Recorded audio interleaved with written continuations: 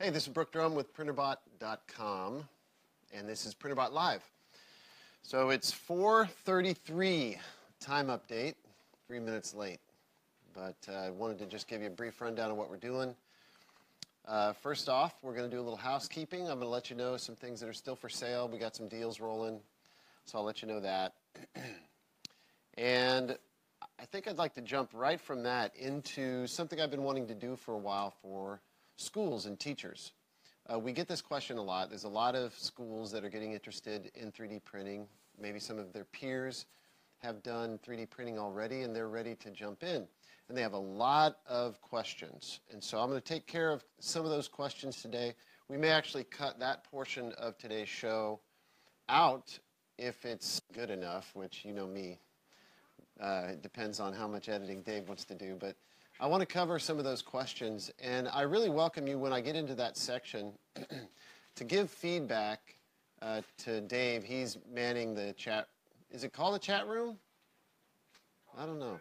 The comment thread on Facebook Live.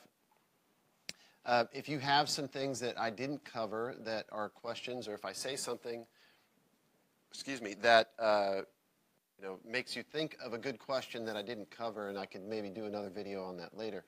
I plan to do a whole series of videos. Really, I like the impromptu stuff. I don't practice for any of this. I just start talking, and hopefully it'll be useful to teachers. But I don't like a lot of editing, and we don't like a real slick, well, you know that our show here isn't slick, but even in the videos that I do, I just like to be a guy with a camera and talk like I was in the room with somebody. So if you have feedback on what I say to teachers or questions that you have if you're a teacher, I want to make sure that that content is relevant and can be something that is useful. Anyway, so first off, we've got some deals going, and what happens at the end of the year, a lot of people start to get ready for inventory. Some of our vendors have reached out and it's like, hey, do you want this stuff? We got to get it out of here. It's not so much that it's end of the year, it's that it's end of the year, it's Christmas.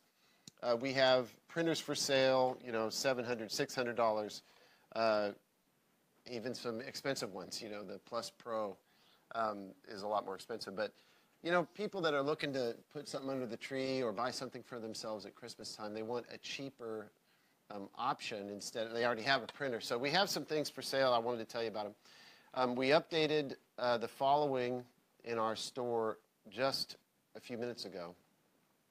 So if you're looking for a refurbed play, I forget what the price is on that, Dave. I might have to ask you on some of these prices. A refurb play, $200. So there's 10 of those. One more available. We had 9 of the 10 be sold, but there is one more play at $200. Somebody should jump on that. The simple refurbed, how much on that one? He's checking. $300 on that one. And we have 23 left. Is that right? 23 of those left. So these previously pre-owned, they may have a scratch here and there, but I'm pretty picky when it comes to those. So everything will be in working order.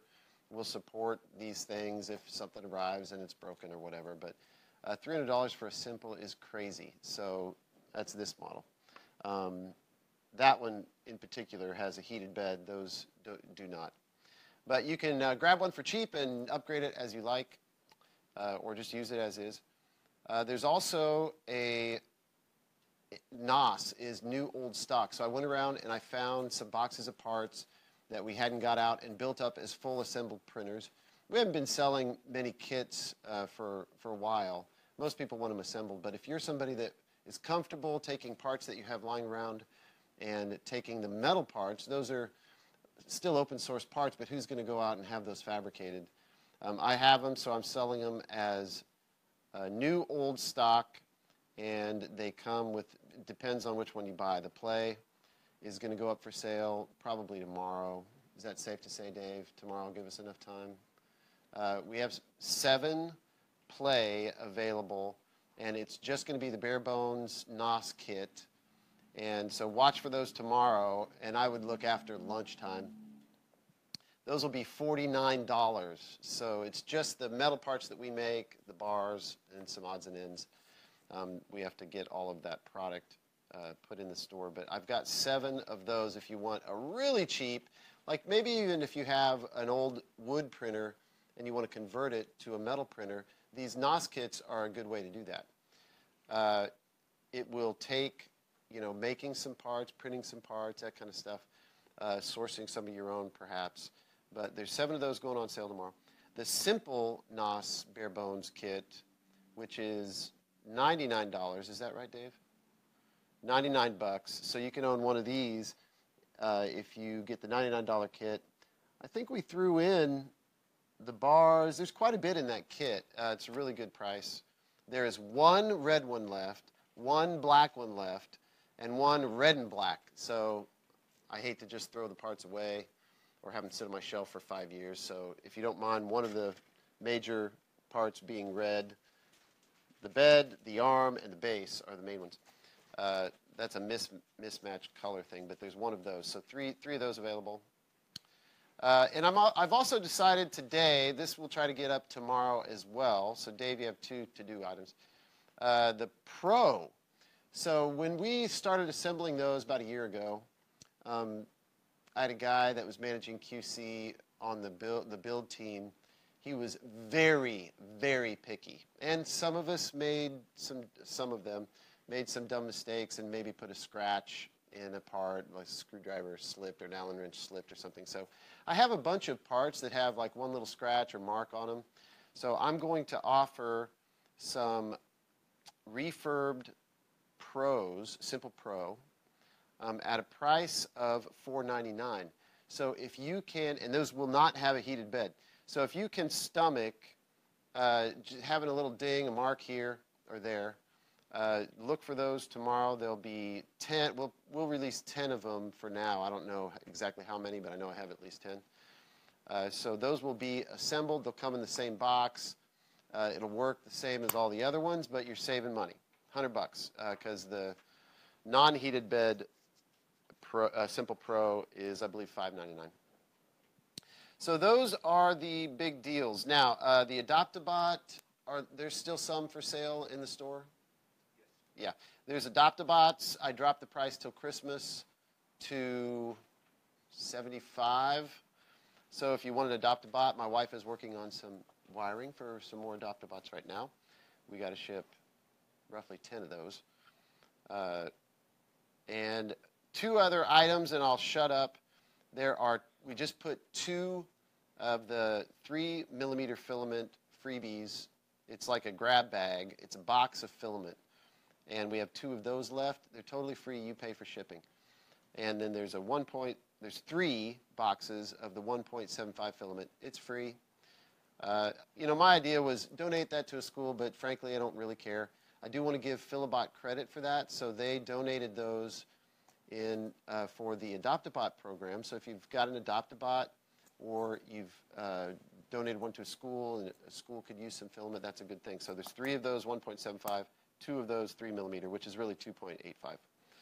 So that's the stuff that we're waiting for you guys to buy. It's all cheap. And that concludes that. So I'll move right on to a little discussion for teachers. So I'm going to kind of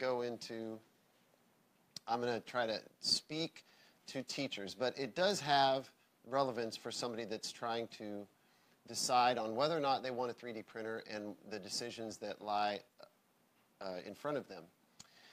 So you think you might want a 3D printer. So if you're a school and you've seen this 3D printer craze hit over the last 6 years, you're wondering whether or not this is for you. Is this something that you can do in your classroom? Now, I've always, I'm even thinking, I want to talk about this first. So if you're a school that is interested in 3D printing, I feel like the first barrier to entry is price. So I want you to know that when you buy a 3D printer from a specific company, you're buying into that company's culture. And so I want to tell you a little bit about Printrbot and the culture, because I own Printrbot, and you have to kind of understand who I am to understand the kinds of printers that I sell, how I support them. There's a lot that goes along with the culture. But I've come at it from, I want to sell cheap printers. Now, when I first started, a $500 printer was cheap. Nowadays, you can get a cheaper printer.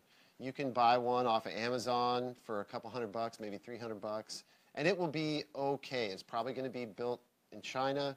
It's probably going to be shipped through Amazon or something like that. Really, really cheap. But I want you to know that when you own a 3D printer, there's a lot more that goes into ownership of a 3D printer. And there's a lot more dollars that you're going to put into this printer, specifically the filament. Not just that, but what if something breaks? So let me tell you how Printrbot works. So we sell fairly inexpensive printers. We don't sell the cheapest. I don't say that anymore. But I realize that price of the actual hardware is relevant to you. So you might be thinking, well, I want to buy a bunch of them or a few of them, and I want to make sure, that many students have an opportunity to put their hands on one in a class period. Well, that's a pretty tall order. You're not probably going to get into one per desk, you know what I mean? So there's going to be a group of kids wanting to use the one or few printers that you have.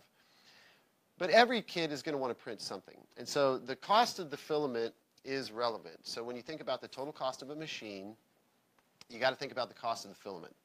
So when you get into buying a printer from a certain hardware manufacturer, you have to ask yourself this very important question. Is the filament open or closed? Now here's what I mean by that. We sell filament at Printrbot roughly, you can spend, I don't know, $15, $16, something like that for a half a kilogram. You'll notice that a lot of the metrics in 3D printing, a lot of the units of measurement are metric. But we sell half-kilogram spools that look about this size, and you might spend, I don't know, $16, somewhere around there, $15, $16. And some materials cost more. So if you were to get like a really exotic carbon fiber filled filament, or if you want to get some that has metal in it, or you want to get some flexible, these do cost more. The cheapest is PLA, and that's made from corn, so it is safe to print in PLA. It's by far the most common filament. Now there are a few manufacturers, one of them comes to mind is DaVinci, of course Stratasys, 3D System, these really, really expensive printers. They charge much, much, much more, specifically Stratasys and 3D System, for closed filament. They'll come in a cartridge, and they say that they want to control the quality, and there's all these reasons. But if you're looking at a machine, you want to make sure that it uses open filament. In other words, you can go on Amazon or go to your local electronics store. It's very likely you'll be able to find some filament locally that's pretty inexpensive. So there's two sizes of filament. There's a few manufacturers that have kind of lagged behind the rest of us. We sell 1.75 millimeter filament, and that's probably the most common. Well, it's easily the most common. But some manufacturers like Ultimaker, they'll use 3 millimeter filament, and that's fatter. It's just an older style, and for whatever reason, they go with that. So you want to make sure, I think you need a printer that is 1.75 because it's the most common. And I think you need open filament because you want to be able to buy any filament from anywhere. Did we cut off? No, the recording's still on. Oh, okay. It went blue and then red. Well, so just keep rolling? Yeah, the iPad. Okay. For a second. Okay. Anyway, so think about your filament. You want to make sure you can source cheap filament so that when the kids go to printing, you're not gonna spend a lot of money. I talked to a teacher this week, and he's a local teacher here in Lincoln, California. And when he had a budget to buy a printer, he thought, well, this is an early, in the development of 3D printing for schools. This was a few years ago, and so he decided to buy a Stratasys printer, and they spent, I'm guessing here, but $25,000 on this printer, where each print, like if you printed a coffee mug, you might be spending hundreds of dollars in filament, and I'm exaggerating a little bit, but it's up there. It's not, $2 or $3. Like if you were to print a mug on one of my printers, a couple bucks. So look for open filament and consider the total cost of ownership. Now another thing is, how easy is it to upkeep your machine? So when you have to fix things, is it going to be easy to source these things? Or if one part goes bad, are you just going to be dead in the water and out of luck. So the culture here at Printrbot is we want to help you keep these machines alive. This is probably this might be 4 years old by now. It's at least 3 years old. This old, we call it the Printrbot Simple Metal or Simple, this black one. This is a new one. It's about a year old. This is the Simple Pro, so they're similar. But there's big differences in these two. But we still support parts for this right here. In fact, again, with the culture of the company that you're going to do business with, Printrbot believes in open source design, open source hardware, open source software, firmware, electronics, everything. So everything on these machines is completely open source. What does that mean? That means that we give away the files. So for instance, there's a Delrin piece, which is a machine plastic. There's some Delrin pieces here, like the bar ends here that are holding the bars on to the ends. There's several pieces on this machine that are Delrin. Well, with the printer like with a business like Printrbot, a company that builds 3D printers that are open source, they release the files, and so we offer those files. And if we ever stop making those bar ends, you can get the file and just 3D print the bar end because it is plastic. So we provide all the files that you can print. Now, I've even got one that's called the Adoptabot that's specifically made for schools that are looking to save as much money as possible. And there's kits that we sell that you can, with a 3D printer, you can print all of the parts necessary to make the printer. There's just a few hardware parts that aren't printed in the Adoptabot, but we're talking about an investment. Right now it's for sale for 99 bucks. We're running a sale on this right now, so even less. But if you were to self-source that, you could just buy your own pieces, print the other parts. And so that's the genius of RepRap, or it's really the name. You don't even know what RepRap is. RepRap is replicating rapid prototyper. So these machines are essentially machines that can make one-offs, prototypes of something, throw that piece away if it doesn't work and make another one. You can do that fast and really cheap in plastic. So their original roots are RepRap, where the idea was one printer can print the parts to make another printer. So we believe in that culture of you should be able to service your own machine. You should be able to print the parts necessary.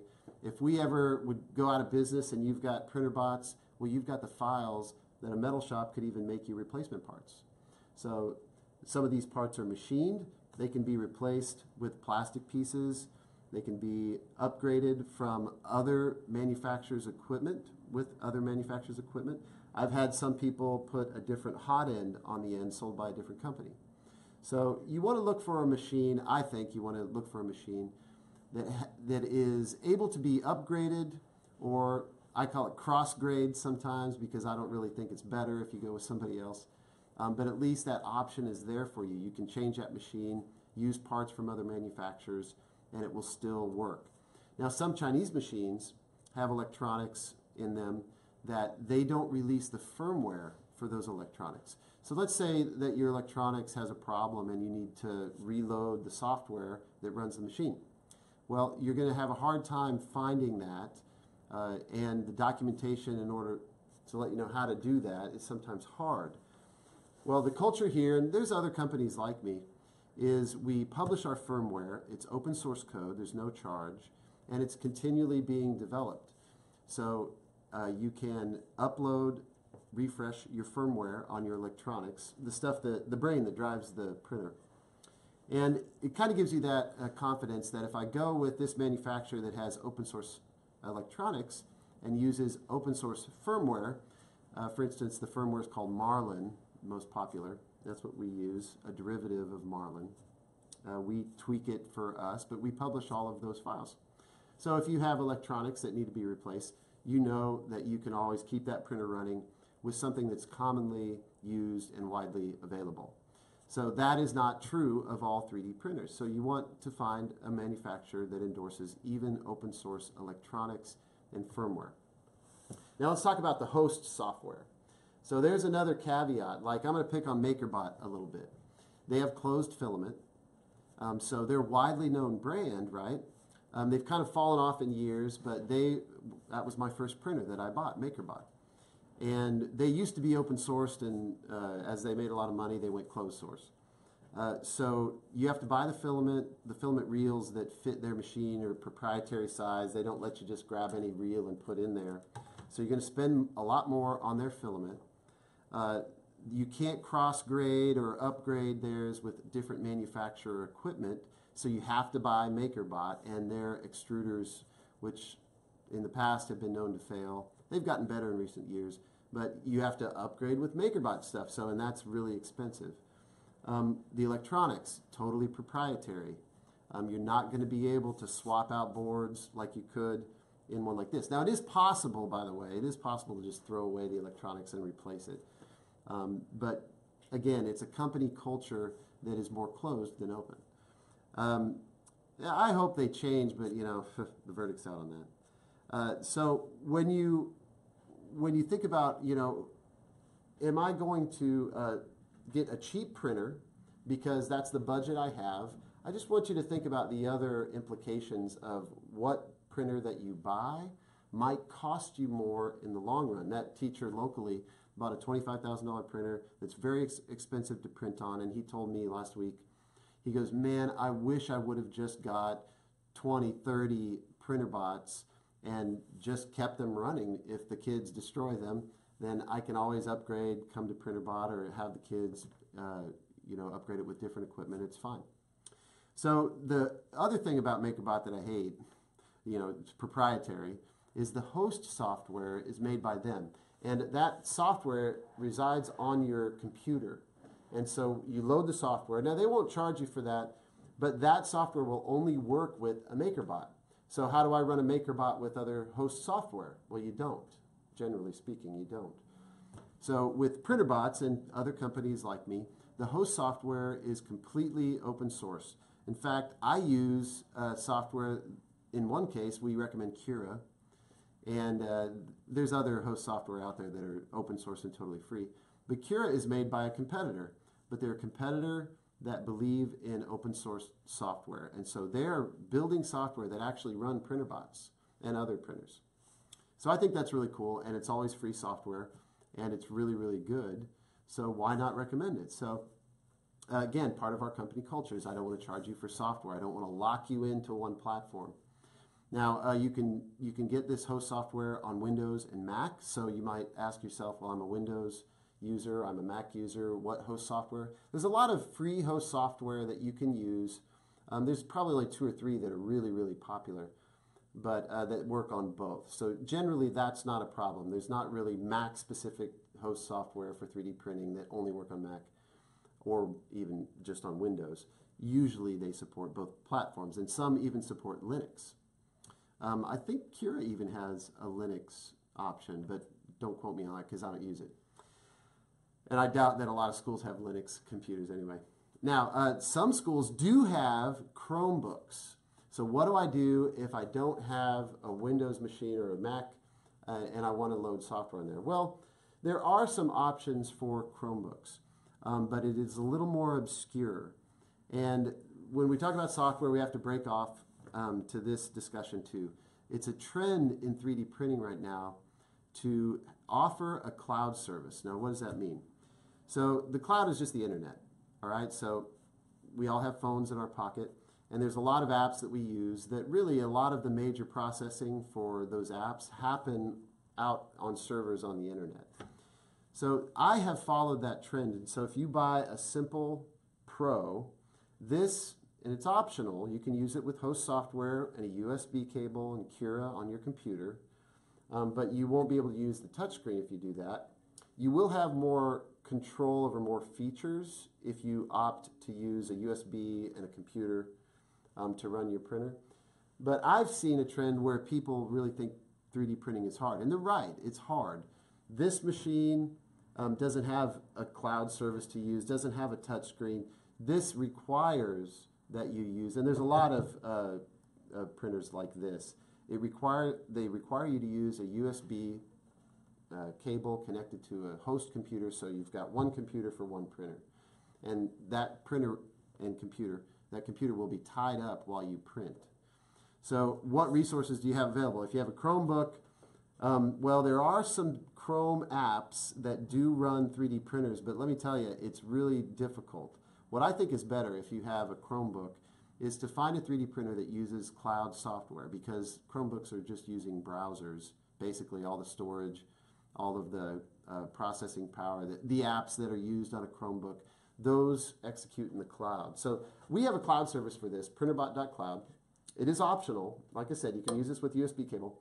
But we have this touchscreen that lights up. You can swipe to select files. You can use this cloud service that's free. And you can use that with a Chromebook, no problem. You can use a cell phone. You can use an iPad or an Android tablet. And so kids today, I think, are really used to using those devices and apps. And you know, sometimes apps are just websites like our cloud service. It's not a downloadable app. It's just you go in your browser to Printrbot.cloud and you can operate your printer from there. So those are kind of the main considerations when you're thinking about, well, if I buy a 3D printer, how much is it going to cost me? What resources am I going to have to use? You have to think about the computer that you have, the filament that you're going to buy, the upkeep of the hardware. Is it future-proof? Is it proprietary? And do I have the computers to run this software? Now, beyond all of those considerations, there's some really, really basic things that I want to go over real quick. So the size of your printer and whether or not it has a heated bed and can run multiple materials. So the easiest thing to do with 3D printers is to just extrude PLA, or to melt and therefore 3D print plastic, this commonly used plastic PLA. Well, hot ends, or the extruder is what pushes the filament, the hot end's what melts it. And so the easiest hot end to make is a hot end that will extrude PLA. So those are the most common. You'll always find a 3D printer can print PLA. Some manufacturers stop there. They say you can only use PLA with this printer. Now, I have to admit that I don't actually think that's a bad thing, because especially if you're new to 3D printing, you're going to want to use the most common filament. And I find in my printing that that is the lion's share of the material that I use. It's easy to deal with. It doesn't, when it cools, it doesn't really warp. And if you were to try to print with ABS, what Legos are made of, that used to be a fairly common material, but it got so hard to deal with that PLA is really the preferred choice right now. PLA is a little bit brittle. Like if you printed a bike pedal in PLA, you'd break it. If you printed a bike pedal in ABS, well, it'd work for a while, but you'd probably break that too, but it'd be a lot stronger. Like you could print a skateboard in ABS and probably use it for quite a while, whereas if you printed it in PLA, it would break. So most things that you print aren't functional. They don't have to bear weight. They don't have to have incredible strength. It's going to be a learning process, and you're going to print little tchotchkes and little assemblies out of simple plastic that don't really, no lives are at risk. So anyway, a lot of printers will just print PLA and they'll stop there. Well, Printrbot's from the very beginning, you are able to print in any material. Now, I say that with one caveat. 99.9% of the materials commonly used operate below the operating temperature or the melting temperature for the hot end of about 270 Celsius. So it gets very hot, but anything under 270 C, any generic Printrbot will be able to print it. Now there's other materials. Nylon, there's flexibles. This is like a rubbery, stretchy, flexible, so you could print like an iPhone case or like an insole for a shoe or something that has a bendable hinge. This flexible stuff is actually, when you're pushing this through a pipe, flexible bends. So you have to have a printer that took that into consideration when they designed their hardware. Their extruder needs to be able to push flexible filament and be able to melt it, and made of materials that are going to work well with flexible as well. Printerbots have always done flexible filament, and especially in recent years, the extruder and the hot end have been specifically designed to also do flexible filament without any tweaking. So ask yourself, does the printer print flexibles, the one that you're considering?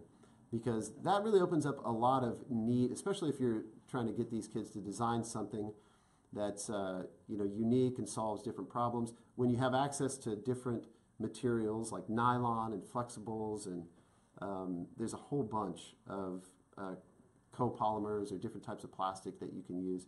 So make sure your printer can print flexibles. So ours can. So consider that. Now, we're not the only one that can. There's others out there that do. But the size, I'm sorry. The heated bed is one option that a lot of people look for. Does it have a heated bed? Now, why would you need a heated bed? So this one has no heated bed on it. You can get this model in both heated and unheated. And in fact, even this old one, we sold that without a heated bed, and this one has the upgrade for a heated bed. Again, upgradable. But that heated bed helps with some materials, because these materials, when they cool, they will shrink a little bit.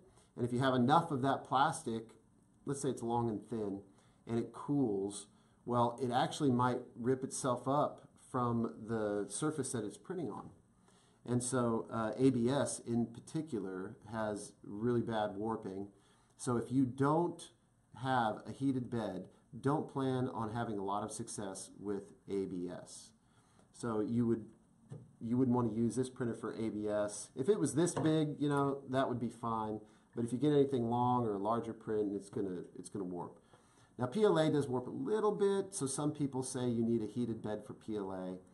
But if you've got something that's 6 by 6 inches on the bottom, you probably don't need. It just depends on the model.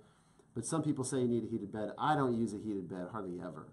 I sell printers that have a heated bed because some people like that option to heat up the bed, keep it nice and warm and flat while it's printing.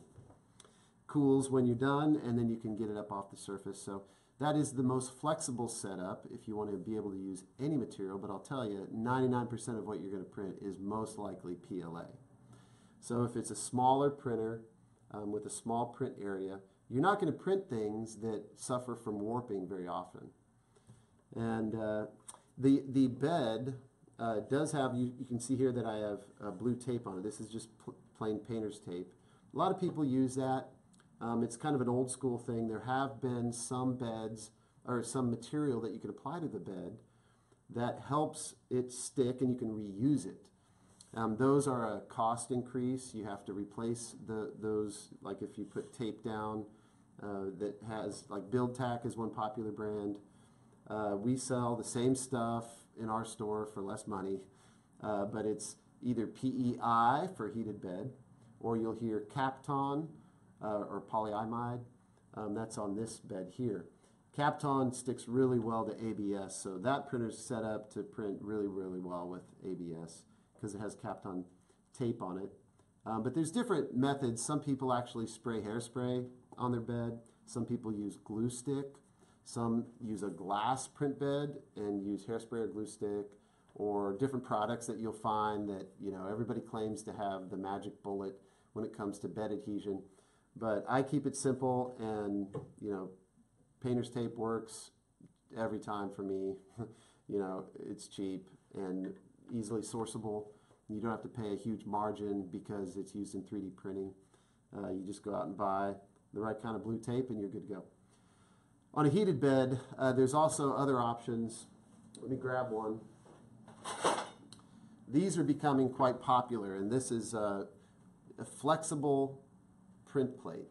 Now, some people make these out of acrylic, or not acrylic, polycarbonate is more popular. But we have a version of this that goes on this printer, and we're about to sell versions for our old printers. But here's the idea. You clip this down to the bed, and you can put your blue tape on there, or PEI if it's a heated bed, Kapton if it's a heated bed. You can even put Build Tack on there, some other type of surface, spread your glue stick on it or whatever. Getting that print off of blue tape can sometimes be hard, especially the bigger the print. I printed something today that was 10 by 10 inches, and it was very difficult to get off of blue tape on a rigid bed. So I got out my flex plate. The next print, I'm going to put this flex plate on it. This is spring steel, and you can put your tape on it. And then when it's bent, the piece comes up more easily. So that's a really popular feature that you'll see. On this model, we sell a heated bed that actually has magnets. Since this is spring steel, it'll adhere to the bed through magnetism. We have really strong magnets, high temp magnets, and you can pop that off the magnets, do this, put it back on, you're good to go. So those are the major differences between the different printers that you're going to see out there, whether or not they use open or closed source filament, open or closed source software, if their designs are open source or not available, so if you need to repair them later, if they can be upgraded. Upgrades on 3D printers are very common. A lot of times you can print parts to improve your hardware. But one other thing I want to say about the hardware is, what is the 3D printer made of? So even some of the most popular brands like MakerBot, Ultimaker, Taz, well, it's Olive Systems. There's a lot of printer makers out there that make their parts in plastic. Now, I used to do that, but since we made this 4 years ago, we converted our printers to all metal printers. And when I say all, it's not 100%, but mostly metal. So why I did that was, I used to make in laser cut wood. Old school printers used to be made in laser cut wood. And then some people made an acrylic, horrible choice. It's very brittle, it'll crack. But plastic in itself is prone to cracking. It's not very strong, it's not very rigid. So we make our printers in all metal. So you'll find steel and metal and machine parts, some of them machined at a very high cost because it's important to have parts on your printer that last a long time.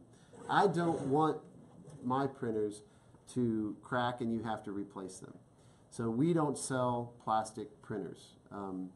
We feel like these should last for many years. And so I've talked to a lot of teachers that have bought Printrbot, and they're, over the years, they go through wear and tear. I mean, these are used by kids. And some people are hard on them, and so you can commonly source parts. You can replace the bearings, replace the bars, replace the belts. Just like a car, over time the belts will stretch. You'll have to replace the belts. But if you keep these lubed up and take good care of your printer, it should last a long time. It's all metal, where plastic doesn't necessarily last forever. So you'll see some manufacturers that pride themselves in very high quality materials, and you'll see some that are clearly made in China. There's even some like Olive Systems, the Taz. They have a majority of their parts 3D printed, which is strange to me. It was really cool back in the day, but when you buy a printer for $2,000 or $3,000, $1,400, $2,000, you want it to last a long time. And so we machine our parts instead of 3D print them. So I think there's one 3D printed part on here, the fan shroud. But otherwise, so you can kind of see where if you take these recommendations and start to go through the printers that you're considering, I think you'll be able to narrow down your list of what type of printer do I want to own. But it goes beyond that. Like I said, it's the plastic, and also you want to do business with a company culture that you can agree with. So we're very open, others aren't. Last thing I'll say, and then I'll just end this first kind of primer into what 3D printer do I want to buy, is that there's also support, and that is important to a lot of teachers. So I'll be honest, here's how Printrbot does support. We hope that you Google your problem, or you'll go on our site and that you will search for a solution on our site. We've been in business for 6 years, and if you just look for a company to do business with that is 6 years or older, well, you've narrowed it down to about 2 or 3 companies, and we're one of them. MakerBot's another one. But we've been around a long time, and so there's a lot of information available online. 3D printers are for people that are self-helpers, and we believe that we don't have to get on the phone with each customer that has a problem to be able to help them. So we want to help you help yourself. So that's preferred that you go to our documentation on our support site, that you go to a forum that is moderated by other community members and has people on there that have been Printrbot owners for a long time. And you'll see this with Prusa is another brand. It's a lot of forum help because the documentation is out there and all of the problems that you can ever have with the 3D printer, somebody's had that problem. And there's a way to fix it. And so we rely on those online documents. Of course, other companies have different warranty policies, but if you're in warranty, we will be very fast to help you. We offer refunds within a certain period of time, no questions asked. You'll have a hard time getting that from China. As far as even the helplines, whether it's chat online or whatever other companies offer, sometimes there's a language barrier. Sometimes there's very few people available. Well, we're a small company, and we have a support ticket system, and we handle those as they come in, and we have just a few guys that are doing the support. But if you have the expectation that you can pick up the phone and call somebody, we're not one of those companies, just to be honest. So you want to match what your needs, your perceived needs are for the 3D printer that you buy from a company that does the support like you think it ought to be done. Now you can look online. Printrbot has a good reputation for support. I'm the CEO, and I'm very active on social media, and I do shows like this and put myself out there, ask questions, and you should get answers. So it's not a simple question, but if you're considering getting into 3D printing, I don't want to discourage you, but I want you to come to the table with a realistic expectation that 3D printing is complicated, and go in with your eyes wide open, and you might have to open your pocketbook depending on your values. But we hope you do pick 3D printing. We love 3D printers. It's our passion. And so we don't want to discourage, but we want to say the things that maybe some other CEOs wouldn't say. These are the main questions that you'll have to consider. So we'll go forward with this series in the future, and hopefully be some help to you, teachers and students out there considering 3D printing. So until next time. All right, so done with that. If you've got feedback, give it to me. We'll probably edit that down. I tend to wander off the topic sometimes. But do we have any questions? If anybody's out there wants to ask a question, I'll do my best. Dave, do you got any? Well, let's let him. Chime in real quick. There's been conversation amongst them, but not question specific. Yeah. You get into this. I'm a specific voice with, a biased, I'm biased towards Printrbot, obviously. But I tend to think that I'm a little bit better at being realistic about the competition than some others. So, it's some companies' policy not to ever mention another competitor. I don't believe in that. I think they're going to go out and Google search and find the prominent companies, so you might as well talk about them and see how you compare to them. So, I don't know. I think I have a unique approach, but I will not say things that make everybody happy all the time. And maybe that's some of the debate going on in the chat, or the, whatever you called it. Well, if you got any questions,